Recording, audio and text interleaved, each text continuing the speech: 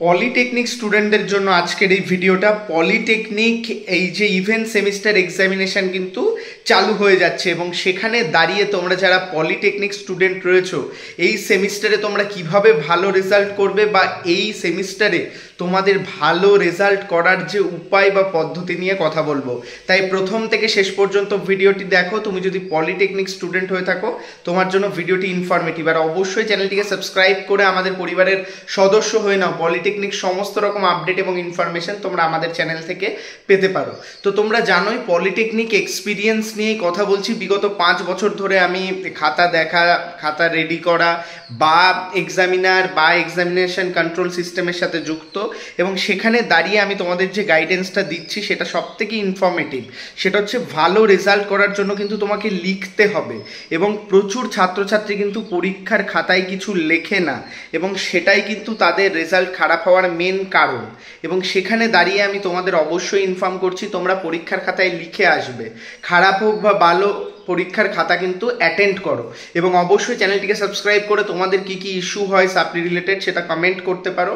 এবং আমাদের WhatsApp group, আমাদের কমিউনিটি রয়েছে, আমাদের Telegram group, channel, Facebook page, এখানে জয়েন করে যাও। এখানে তোমরা অনেক সিনিয়রদের অনেক ধরনের পোস্ট দেখতে পারবে, জব আপডেটস পাবে, যেটা কিন্তু তোমাকে অনেক হেল্প করবে ফিউচারে।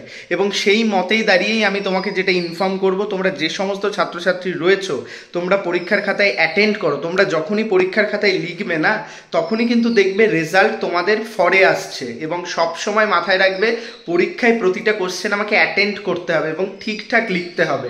তার জন্য প্রিপারেশনও জরুরি, এবং প্রিপারেশন রিলেটেডও আমি অনেক কথা তোমাদের আগে বলেছি, আবারও তোমাদের বলে রাখছি, এটা লাস্ট ভিডিও, কারণ এক্সামিনেশন তোমাদের সামনেই এবং সেখানে দাঁড়িয়ে আমি প্রিপারেশন রিলেটেড যে আপডেটটা তোমাদের দেবো।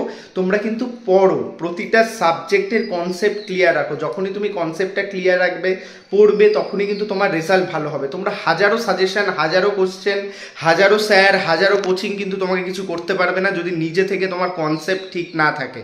আর কনসেপ্ট ঠিক থাকলে তোমার যেখান থেকেই প্রশ্ন আসুক তুমি পারবে। লাইক একটা সিনেমা যখন তোমরা দেখো, যতটা মন দিয়ে দেখো, পরবর্তীতে তুমি সেই সিনেমাটা কোনোদিনও ভুলো না। সেখান থেকে যেরকম কিছুই কেউ কোশ্চেন আসুক তুমি বুঝিয়ে তাকে বলে দিতে পারবে। হয়তো পুরো লাইন বাই লাইন বলতে পারবে না কি কি কথা বলেছিল, কিন্তু বলে দিতে পারবে যে কি কি হয়েছিল।